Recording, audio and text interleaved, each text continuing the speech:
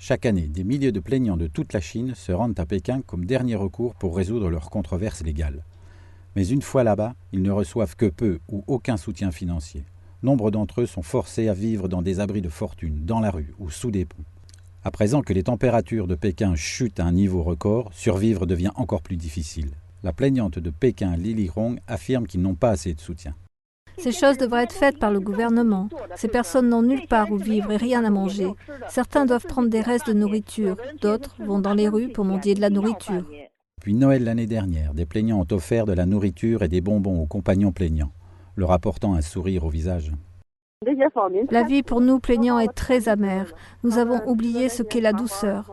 Après avoir mangé les bonbons, les plaignants étaient heureux. Nous souhaitions offrir notre amour à travers cette activité. Mais cela a été une lutte, même pour ceux qui souhaitent aider. La plaignante Chao Krun-hong de la province de Hebei a rapporté que les officiers de la patrouille de Pékin ont essayé de se saisir de leurs biens pour les pousser hors de la ville.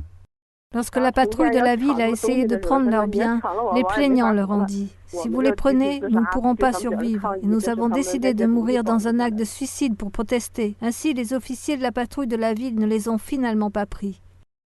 L'année dernière, une campagne de dons a été lancée par Li Yangjun. Ils ont commencé à collecter des couvertures et des vêtements pour aider ces plaignants à passer le dur hiver.